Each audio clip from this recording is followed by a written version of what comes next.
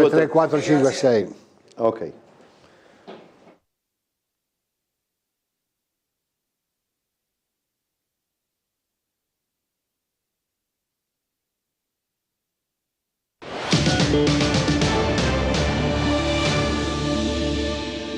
Buongiorno telespettatori di Tele4, benvenuti all'anteprima del telegiornale delle 13:20 che quest'oggi trascorriamo in compagnia del Presidente della Confcommercio e della Camera di Commercio della Venezia Giulia, Antonio Paoletti, che ringrazio per essere tornato nei nostri studi. Allora io credo, Presidente, che ci sia stato già un po' di tempo, diciamolo così, per tracciare un bilancio di quello che è stata di quello che è stato il periodo natalizio, post-natalizio ed eventualmente anche pre-natalizio per quanto riguarda il commercio triestino tra mercatini, saldi iniziati ed altro.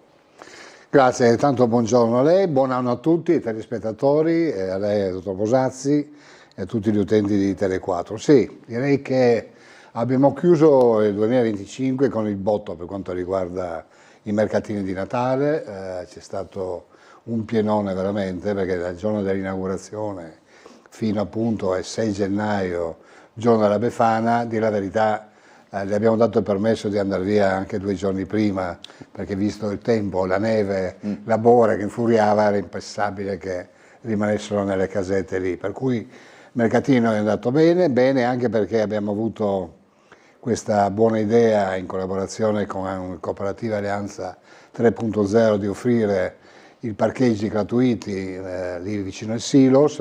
Voglio ricordare che è stato messo a disposizione da quasi fine novembre per tutto dicembre fino al 7 gennaio i parcheggi gratuiti e poi stiamo proseguendo e saranno ancora gratuiti fino al 31 gennaio di quest'anno, per cui sia per gli acquisti di Natale, i turisti e i cittadini, sia per i saldi, direi che abbiamo dato una grande mano ai commercianti, ma anche ai turisti e ai concittadini.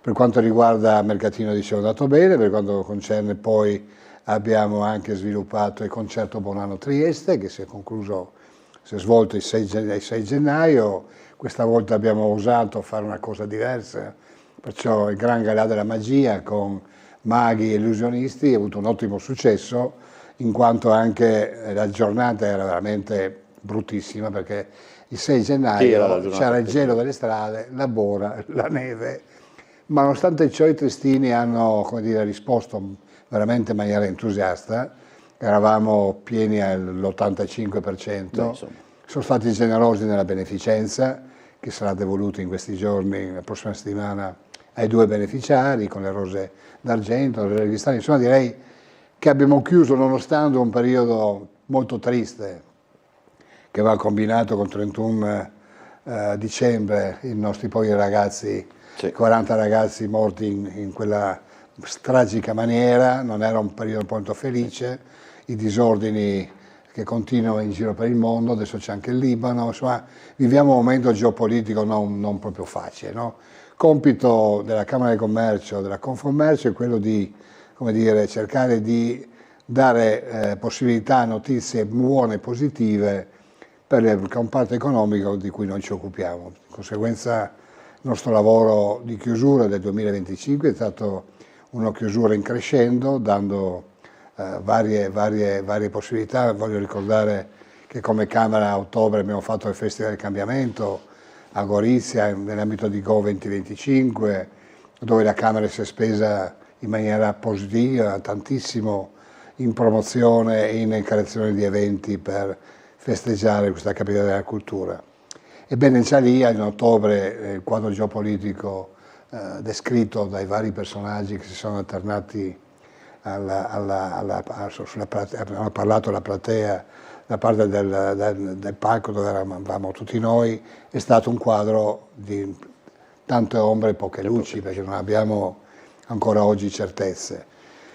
Però il nostro compito è quello comunque di andare avanti, di dare al mondo dell'economia di cui si rivolge tutta la Camera di Commercio, al mondo di tutta l'economia della Venezia Giulia, prospettive future. Lavoreremo per portare avanti quest'anno una serie di dibattiti tematici, si svolgeranno ogni 2 mesi, ogni 1 mese e mezzo, una nuova novità, si chiameranno focus tematici, proprio per dare delle indicazioni al mondo dell'economia che ci riguarda, dove indirizzarsi, con che rischi, con che vantaggi, eccetera, eccetera. Volevo chiedere solo una cosa per quanto riguarda i mercatini, anche perché essendo passati non è il caso di tornarci a lungo, però è giusto una mia curiosità, come si innova sui mercatini? Perché i mercatini sono, insomma, quelli sono, non è che si possa lavorarci tanto, però se piacciono vuol dire che ogni anno qualche cosa in più, qualche cosa di diverso deve in qualche modo esserci.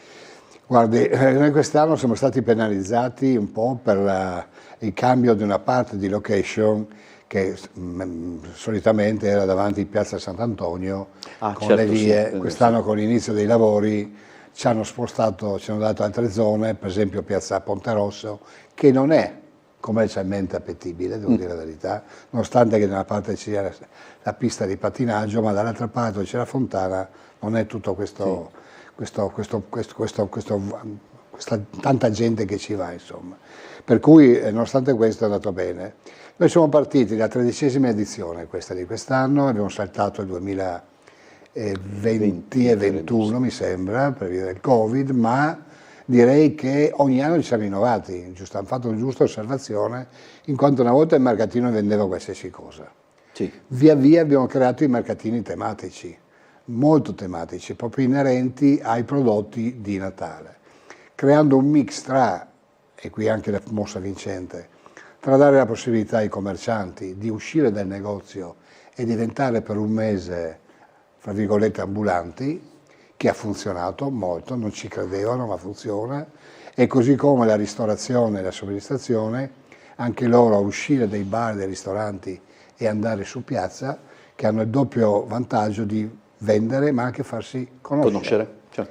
E poi aprire il mercato della regione e delle parti d'Italia e di stranieri, che ce ne sono sempre tanti. Il segreto sta a trovare prodotti tematici, non che diventi bazar, seguirli attentamente, creare un'animazione sempre confortevole con gli artisti di strada e soprattutto anche avere la beneficenza, perché noi abbiamo 2 casette che le mettiamo per le onlus. Quest'anno abbiamo avuto 25 onlus che si sono alternate promuovendo le loro attività in queste 2 casette.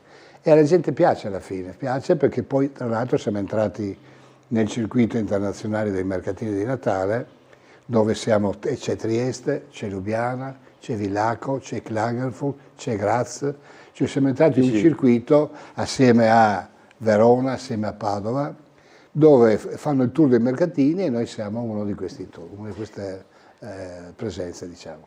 Saldi invece, saldi anche lì, come dire, c'è bisogno probabilmente, adesso non so, non devo dirlo io, però per quello che magari si può cogliere dal di fuori, lo ripetiamo da parecchio tempo, no? Ormai molte sono le vendite che vengono fatte, anche le svendite o insomma le vendite promozionali prima dei saldi, c'è anche questo Black Friday che ogni tanto ne salta fuori uno, eccetera. Tuttavia però comunque è una data, quella dell'inizio dei saldi, che viene comunque attesa, perché a un certo punto uno dice: quando cominciano i saldi? Quindi vuol dire anche lì bisogna probabilmente forse inventarsi qualche cosa di nuovo.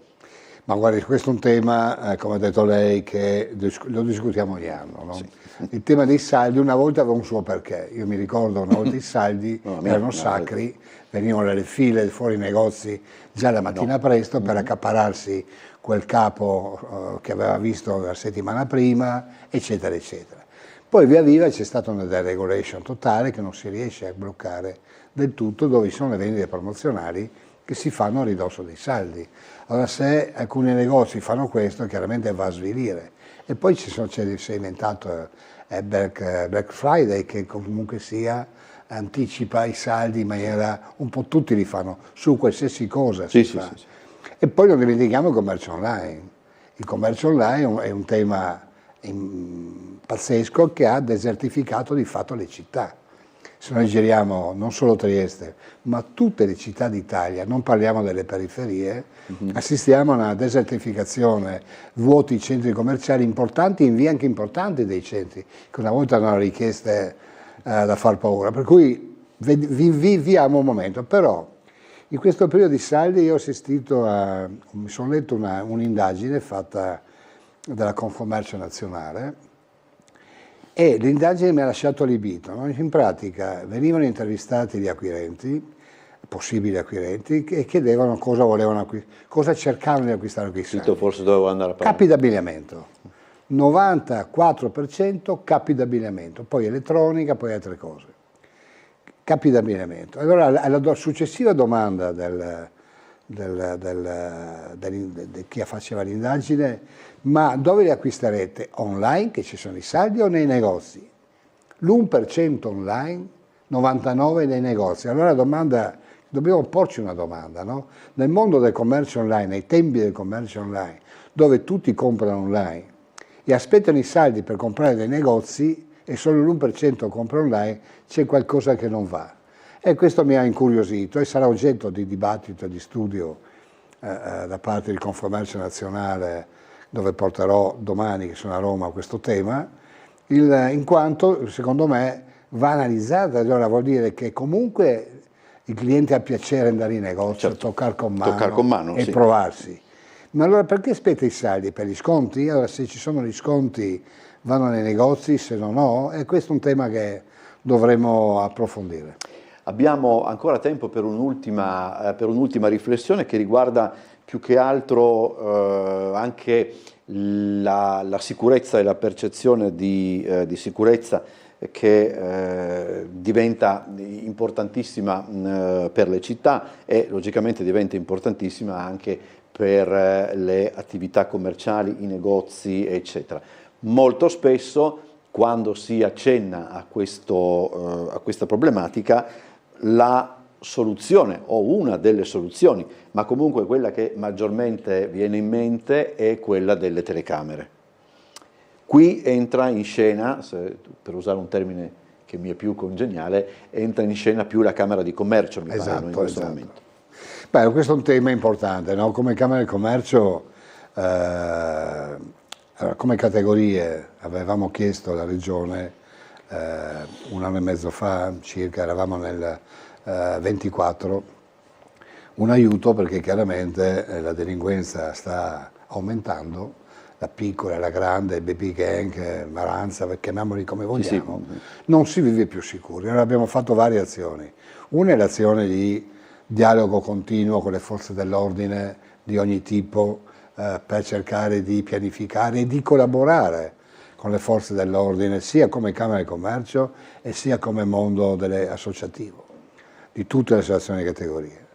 L'altro è la richiesta della Regione di darci una mano finanziariamente, e devo dire che la Regione ha puntualmente risposto attraverso l'assessore Pierpaolo Roberti, destinando 1 milione di euro per Trieste e Gorizia per le telecamere e 1 milione di euro solo per Trieste per i vigilantes.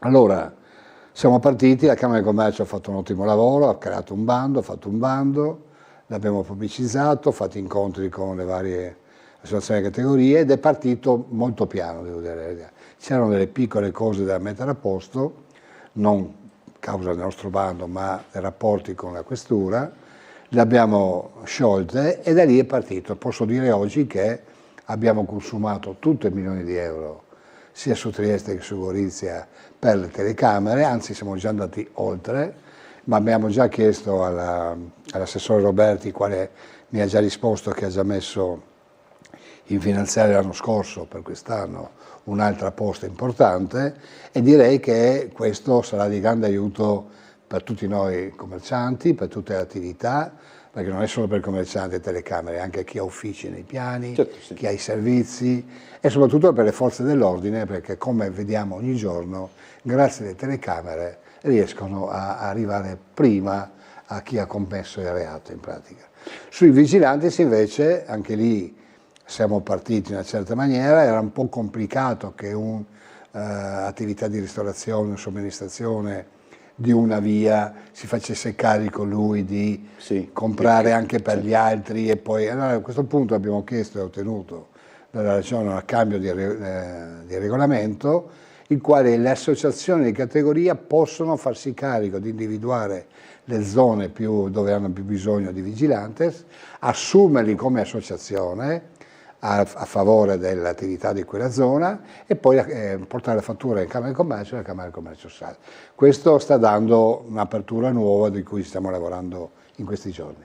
Allora, non abbiamo tempo per una domanda che però casomai potrebbe diventare oggetto di un prossimo incontro, perché delle volte noi non riusciamo a calcolare bene come il mondo del commercio viene ad inserirsi nel discorso che in città è in piedi da parecchio tempo, che riguarda il turismo, la cultura, eccetera. Ma penso che non lo possiamo liquidare con una battuta, bisogna ragionarci parecchio sopra.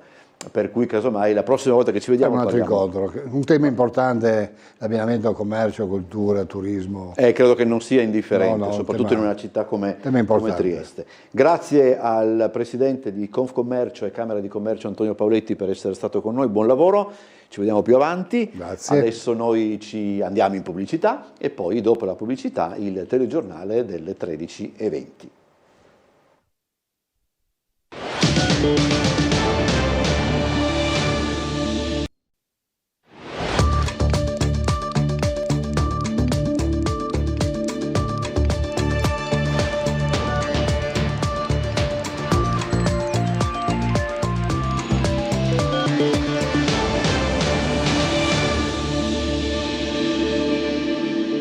Buongiorno telespettatori di Tele4, benvenuti a questa edizione del nostro telegiornale che si apre con la politica, ovvero con lo scontro in atto per il candidato sindaco nel centrodestra del 2027 dietro ai veleni scatenatisi nella giunta comunale triestina, uno scenario che agita il centrodestra e che sta facendo di fatto il gioco dell'opposizione. Problemi in giunta, è sbagliato. Quando il saggio indica la luna, lo stolto guarda il dito. L'antico proverbio orientale ben si sposa con l'animosità che si registra da mesi nella giunta comunale. Il dito è la polemica scatenata dall'assessore Bertoli con i colleghi Rossi, Babuder e il sindaco. La luna, il vero scontro, è la bagarre aperta per il candidato a sindaco di centrodestra alle comunali del 2027. Al netto delle frasi da pompiere di Roberto Di Piazza, che parla di successore già scelto per provare a spegnere l'incendio di voci, larga parte degli assessori della squadra di governo di Piazza Unità e almeno 3 ex passati a livello regionale si sentono in lizza, un'ambizione da delfino o delfina che sia, che vede esibirsi i rispettivi pretendenti in balzi fuori dall'acqua con piroette e salti mortali più o meno riusciti. In fase di caduta però l'effetto splash sulla coalizione non fa altro che grippare gli ingranaggi del centrodestra. Una coalizione che al netto dei contrasti ha trovato negli ultimi decenni proprio nella figura di Di Piazza quel collante, quella figura unificante, quell'imprenditore oltre la politica come figura in grado di trasformare un'alleanza di partiti e civiche in un'indiscutibile esperienza di successo. Nessuna sconfitta con lui da candidato. Abbiamo vinto!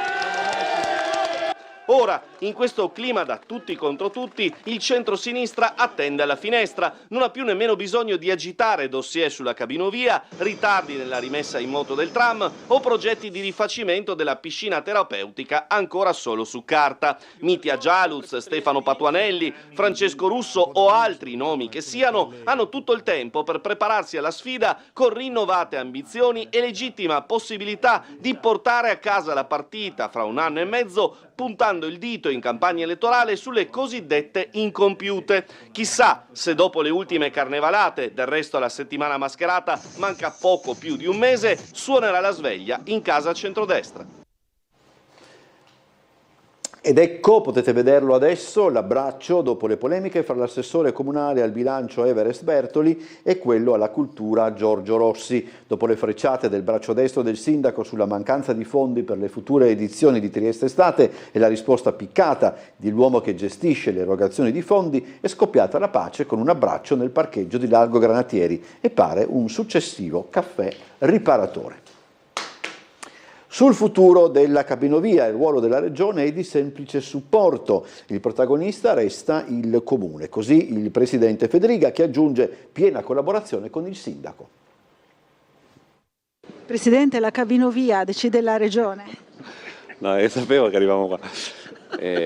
No, la competenza ovviamente è comunale, noi come sempre diamo tutto il supporto possibile per addivenire a una soluzione il più sostenibile possibile. Il Presidente Fedriga si smarca sul futuro della cabinovia, garantendo al massimo pieno supporto al Comune cui spetta però la decisione. Di certo, dopo le parole del Sindaco di Piazza ai nostri microfoni, è chiaro che il ruolo della Regione non sarà di secondo piano per risolvere la questione della realizzazione o meno dell'opera. Adesso ho mandato al Presidente Fedriga la situazione finanziaria, guarda, neanche farlo apposta, e allora sto dicendo a questo punto è chiaro che farò dei ragionamenti, mi sono abboccato, il tutto decide il Sindaco, adesso vedo col Presidente Fedriga e poi decidiamo. Ne avete parlato? No, ne abbiamo parlato più volte ovviamente, però adesso penso ci vedremo anche nei prossimi giorni. Io do un supporto ma non siamo protagonisti, però tutto il supporto che c'è noi lo diamo perché ribadisco, come ho detto ieri, penso che il Comune in questi anni abbia lavorato molto bene.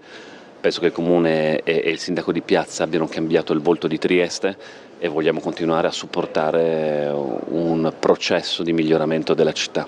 Il dialogo tra Fedriga e Di Piazza c'è da tempo dunque, ma il vero nodo è quello delle risorse. Il Comune ha messo a bilancio 30 milioni di euro in attesa che il Ministero delle Infrastrutture riveda l'erogazione dei soldi necessari, al momento previsti a rate a partire dal 2027. Ma dobbiamo un attimo, secondo me, rivedere un attimo tutta la cornice, ma dobbiamo farlo insieme al Sindaco.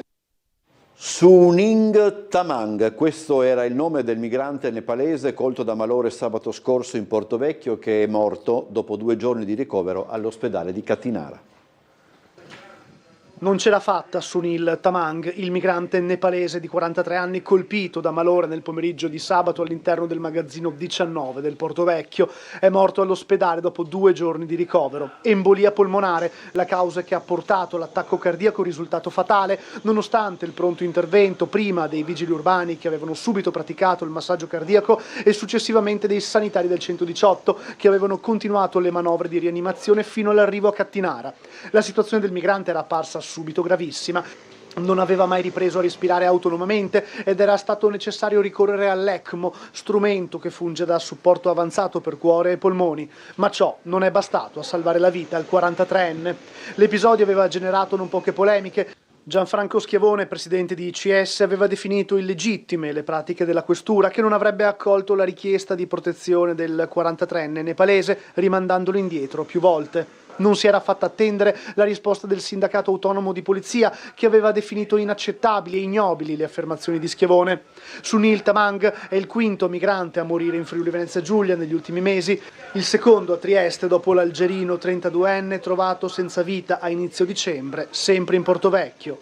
Possiamo dire che è uno scenario di violento abbandono di persone che hanno diritto ad avere un'accoglienza e che vengono abbandonate in strada per settimane o anche per mesi. Non ha senso chiedersi se la persona sarebbe morta lo stesso se fosse stata accolta. Quello che possiamo dire con certezza è che la persona non ha avuto l'assistenza e l'accoglienza che gli spettava ed è stata abbandonata in strada con temperature glaciali. A causa delle temperature rigide e dell'estremo stile di vita dei migranti senza tetto in Portovecchio si temono altre tragedie. È molto probabile, a mio avviso, che ci sarà un altro caso, dipenderà chiaramente dalle condizioni climatiche, ma ricordo che in questa tragica vicenda questo ragazzo era arrivato da una decina di giorni, mentre abbiamo persone abbandonate da ottobre, tutte potenziali vittime. Le cose da fare sono molto molto chiare, cioè l'accesso immediato a un sistema d'accoglienza e se i posti sono saturi, intendo dire nel sistema nazionale, va allestita una struttura di emergenza freddo. Dovremmo essere collegati adesso, ci ha chiesto la linea, lo vedo, Gianluca Paladin in via Besenghi ancora per 2 fatti di cronaca. Sentiamo il collegamento. Buongiorno Gianluca. Esatto Umberto, buon pomeriggio. Sì, siamo in via Besenghi, angolo via Vettor Carpaccio. Segnaliamo 2 furti avvenute in 2 villette, in realtà un tentativo di furto e uno invece consumato. Continuano le incursioni dei ladri nei vari rione di Trieste, tra cui il rione di San Vito, particolarmente colpito negli ultimi mesi. Allora andiamo con ordine. Entrambi il tentativo di furto avvenuto in una villa di via Besenghi e il furto consumato avvenuto invece subito qui all'interno di via Vettor Carpaccio sono avvenuti nella stessa serata di sabato, ma la notizia emerge solamente ora. Nel caso di via Besenghi ignoti hanno forzato una finestra, sono riusciti a introdursi nella villetta, hanno messo a soqquadro alcune stanze ma non hanno portato via nulla, forse per mancanza di tempo, forse perché appunto i proprietari non conservavano nulla in casa in evidenza, quindi insomma non hanno trovato oggetti di valore da prendere subito. È intervenuta la Polizia di Stato, ma è intervenuta sempre la Polizia di Stato anche per il furto in tarda serata invece consumato in via Vettor Carpaccio. Qui i ladri sono riusciti a entrare e a portare via diversi orologi e altri gioielli preziosi, quindi il furto è andato a segno. Questo è quello che vi raccontiamo, al netto che purtroppo spesso sono da segnalare questi episodi non solamente a San Vito ma anche nella zona di via Baiamonti, ma in realtà è un problema che riguarda tutta Trieste, quella dei topi d'appartamento. Secondo indiscrezioni pare che delle telecamere abbiano registrato immagini di queste persone, quindi non si tratta di un ladro solo ma sicuramente di un gruppo, una banda, e potrebbero essere dei Maranza, ma questo è tutto ovviamente da chiarire nelle prossime ore. Vi invito naturalmente a collegarvi anche con il telegiornale di questa sera per maggiori informazioni su quanto appena vi abbiamo raccontato. Te Umberto. Grazie a Gianluca Paladina. Adesso invece ci colleghiamo con la sala operativa della polizia locale, dove, se non mi sbaglio, dovremmo trovare il commissario De Grassi. Buongiorno.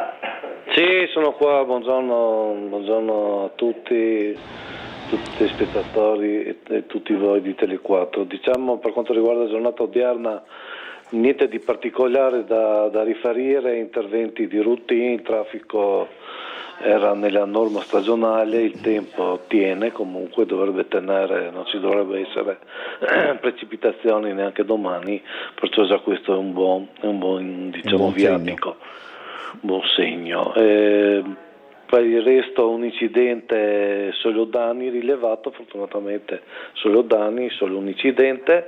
Abbiamo prestato fino a pochi minuti fa assistenza a un camion guasto sulla Brigata Casale, via Brigata Casale, altezza numero 53, e abbiamo provveduto poi a scortarlo verso via delle Noghere, Valle delle Noghere immagino.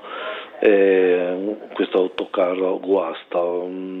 Ricordo tra i lavori, ho già ricordato questi giorni, ma ci ripetiamo per quanto riguarda San Giusto, sì.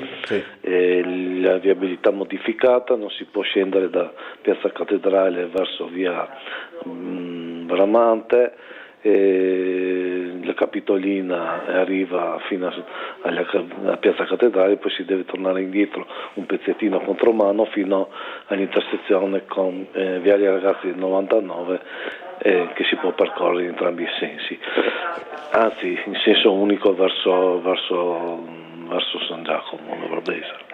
C'è anche uno scavo ancora da ieri in Carducci Crispi nella corsia del bus, non sembra abbia creato grosse difficoltà se non un po' nelle ore di punta. Al momento il traffico, da quanto posso vedere, è tranquillo, non abbiamo interventi particolari in attesa, quindi vi restituirei la linea. Grazie comandante De Grassi, buona giornata e buon lavoro.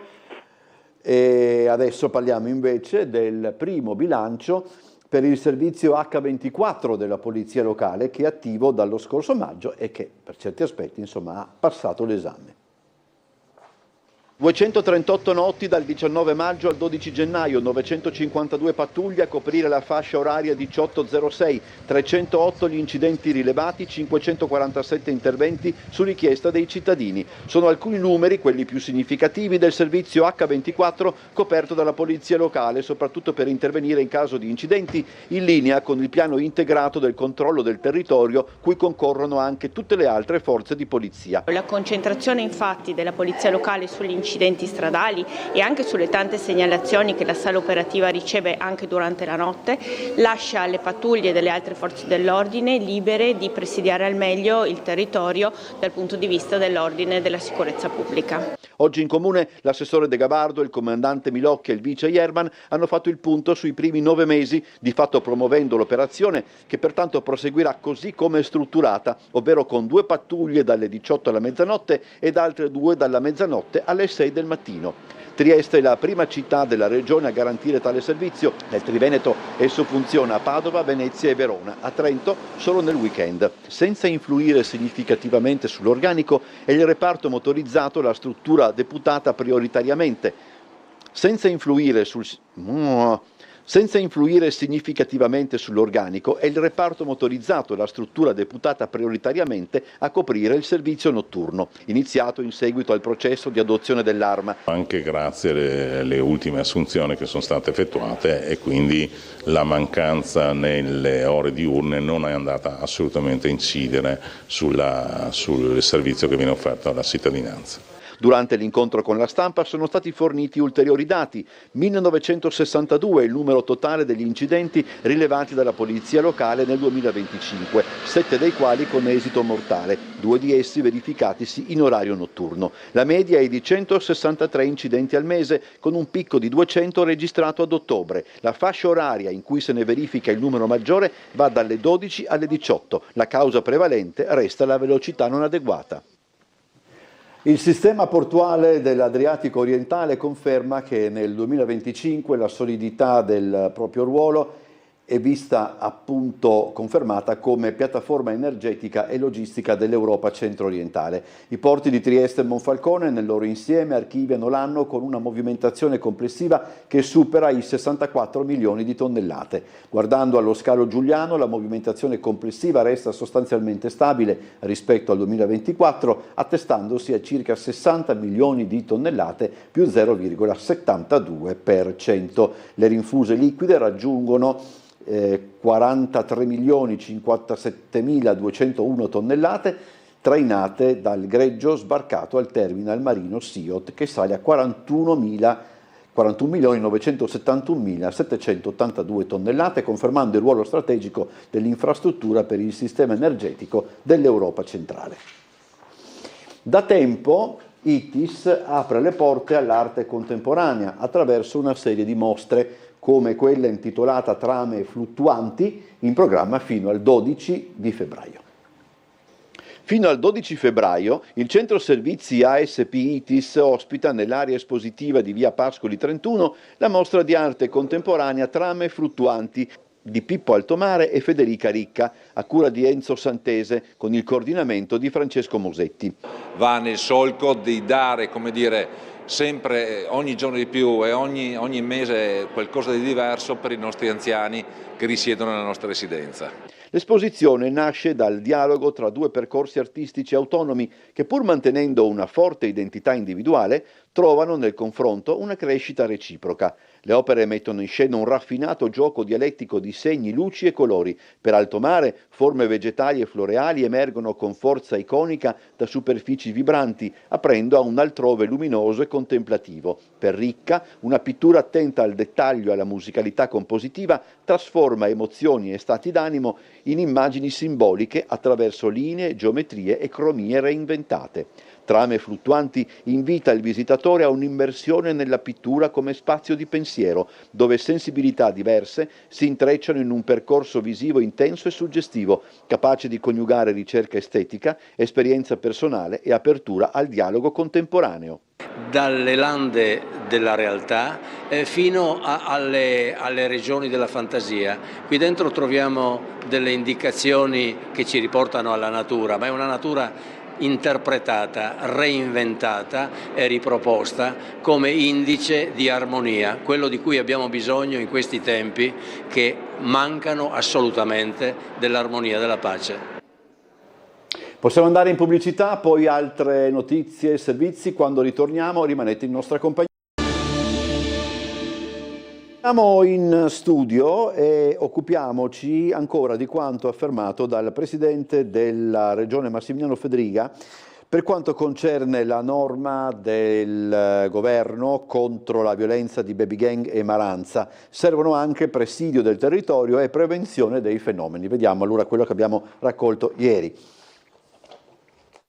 Tanto devo vedere il testo ovviamente, però sicuramente sono interventi normativi che servono anche visto un contesto sociale che è radicalmente cambiato e ci sono anche degli allarmi sociali che devono essere affrontati sicuramente con norma di legge e non solo. È il parere del Presidente della Regione Massimiliano Fedriga sul nuovo provvedimento annunciato dal governo Meloni per contrastare il fenomeno delle baby gang e delle violenze perpetrate dai cosiddetti maranza. Allo studio misure come il divieto di vendita di coltelli ai minori o per accentuare la responsabilità dei genitori che non controllano i ragazzi, ma l'aspetto normativo, secondo Fedriga, non basta. Serve anche ovviamente un presidio del territorio e anche, dal mio punto di vista, cercare di dissuadere attraverso attività formative e di prevenzione situazioni di degrado sociale come queste che testimoniano ovviamente delle criticità importanti in molte comunità. Il Presidente ha poi risposto alle domande dei giornalisti sugli scenari internazionali, in particolare sui fronti caldi del Venezuela e dell'Iran e sulla liberazione del cooperante italiano Trentini. Penso un successo del governo. La situazione in Venezuela è delicata, ma devo dire, se posso dare un mio giudizio, migliorata. Mi sorprende che alcune frange estremiste del nostro paese abbiano manifestato contro l'intervento in Venezuela, che invece è un intervento doveroso. Dopo appellarsi, no, ma come si interviene sul diritto internazionale? Dobbiamo riunire l'ONU per chiedere se possiamo raggiungere l'ONU. Oltretutto ricordo c'era la commissione dell'ONU dei diritti umani presieduta dall'Iran. Ecco, io dell'ONU, devo dire la verità, mi fido poco. Caso Resinovic, sono state rese note le motivazioni per le quali la Cassazione ha rigettato il ricorso chiesto dai legali del marito di Liliana Resinovic, Sebastiano Visentini. Nuovo capitolo giudiziario nel caso Resinovic. Sono state pubblicate oggi le motivazioni che spiegano perché il 18 novembre scorso è stato giudicato inammissibile dalla Cassazione il ricorso presentato da Sebastiano Visintin tramite il suo avvocato Bevilacqua, che chiedeva un incidente probatorio per una perizia medico-legale. La prima sezione penale della Cassazione, presieduta da Giacomo Rocchi, ha anche condannato il marito di Liliana al versamento di 3.000 euro alla Cassa delle Ammende, oltre al pagamento delle spese processuali. Le motivazioni confermano le indiscrezioni che si erano diffuse sulla decisione della Corte Suprema già nelle settimane scorse. La difesa di Visintin aveva proposto ricorso sostenendo l'abnormità dell'ordinanza del GIP del Tribunale di Trieste del 30 giugno scorso, che rigettava la richiesta di procedere con le forme dell'incidente probatorio a perizia diretta ad accertare le cause, le modalità, la data della morte, nonché il luogo di permanenza della salma di Liliana Resinovic.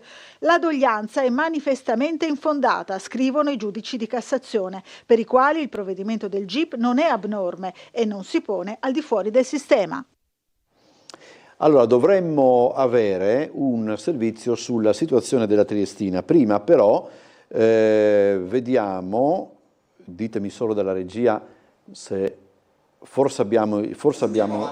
andiamo avanti con la scaletta. Allora parliamo invece delle critiche alla proposta ai distributori di carburante ai distributori di carburante gestiti dalla Regione, lanciata dall'assessore all'energia Scoccimarro, che chiarisce la propria idea. Vediamo allora il servizio. Ieri le critiche dall'opposizione, in particolare da Massimo Moretuzzo del Patto per l'Autonomia. Oggi il fuoco amico di Forza Italia. I consiglieri regionali azzurri si dicono favorevoli agli sconti che alleggeriscono la spesa degli automobilisti, ma prevale un orientamento liberale rispetto a una regione che diventi gestore diretto di distributori di carburante. Al centro della bufera le misure che la regione sta valutando per contenere il costo dei carburanti, lanciate proprio a Tele4 dall'assessore all'energia Fabio Scoccimarro, il quale, a scanso di equivoci, chiarisce il suo pensiero. Si è creata una tempesta, un bicchiere d'acqua. La Regione non vuole sostituirsi ai privati nei distruttori di benzina, ma colmare soltanto delle carenze che oggi ci sono nel servizio al pubblico rispetto per esempio all'estero. Quindi l'apertura sabato e domenica, dare dei servizi aggiuntivi, per esempio nelle marine dove non ci sono o ce ne sono pochi distributori di benzina, e nei distributori mettere il gas GPL, mettere l'energia, in futuro anche l'idrogeno. Ecco, questo è quello che si vuole fare e affidarlo la gestione ovviamente ad un privato, non certamente saremo noi a erogare questi servizi. Ribadendo che si tratta non di un progetto esecutivo ma di uno studio preliminare per dare risposta a una richiesta dei cittadini, l'assessore parla di un evidente malinteso, dal momento che non si mira a distorcere il mercato ma a offrire servizi oggi insostenibili per un privato. Allora, come vi dicevo, parliamo della Triestina. Sapete che la situazione che sta affrontando la squadra dal punto di vista societario è davvero drammatica.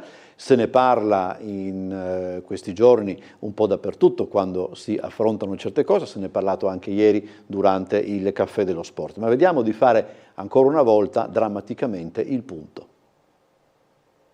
So che parole ne avete sentite tante. Adesso bisogna fare i fatti. The business model here is about stability. I fatti, non più le parole, e il modello di business basato sulla stabilità. Sono state queste le promesse, anzi gli impegni presi con la tifoseria nella conferenza stampa datata 12 dicembre dell'amministratore delegato della Triestina, Pietro Zangarini, dell'investitore Adam Rothstein, presosi la scena in modo così chiaro da apparire come il nuovo presidente, che non è. E il CEO di House of Dodge, Marco Margiotta, lo sponsor sulle maglie della squadra. A tutto ciò è seguito il 31 dicembre il deferimento di Marco Margiotta e Oliver Sentner per non aver provveduto nei tempi previsti al deposito della relazione sulla situazione patrimoniale aggiornata a settembre, oltre che per aver effettuato i pagamenti ai giocatori attraverso bonifici da conti correnti diversi da quello della Triestina. Conseguenza? 1 o 2 ulteriori punti di penalizzazione.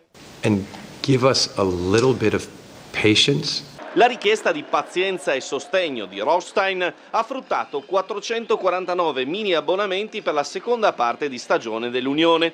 A ciò è corrisposto a stretto giro non un ultimo tentativo di rinforzo della squadra per sperare nella salvezza, ma una calibrata campagna in uscita dei pezzi pregiati, via il leader Ionizza e il forte Cernigoj, con centrocampo da improvvisare, tentativi di convincimento in uscita del portiere Matosevic, altro leader dal cuore rossolabardato, e si resta alla finestra per piazzare Tonetto e Gunduz. And all the people that get impacted by this every day. It's not good. A me spezza il cuore vedere i giocatori e le persone che hanno subito questa situazione finanziaria. Non è bello, tutti abbiamo famiglia, tutti dobbiamo essere pagati. Al tutti abbiamo famiglia, tutti dobbiamo essere pagati, espresso con più che condivisibile sdegno da parte di Margiotta, segue quanto comunicato ieri sera al Caffè dello Sport dal presidente del Centro Coordinamento Triestina Club, Sergio Marassi, e confermato da più parti. Questi qua invece continuano a stare in America, qua non si sa niente. I dipendenti continuano a non prendere lo stipendio e quindi mi sembra che la cosa è paradossale proprio. Insomma, altre penalizzazioni, gente che attende di essere pagata, squadra in dismissione con giocatori in arrivo addirittura dal Sabadell B, l'altra società calcistica minore in mano a Rothstein e soci in Spagna. Cosa diventerà la Triestina? Una scatola dove mettere le cose che da altre parti non funzionano? Il baratro è di nuovo all'orizzonte e il fallimento potrebbe non essere il destino peggiore, anzi. Noi non siamo americani! Noi non siamo americani! È tutto, vi ricordo l'appuntamento delle 17.55 con Trieste in diretta, 19.30 il telegiornale. A più tardi, buon proseguimento.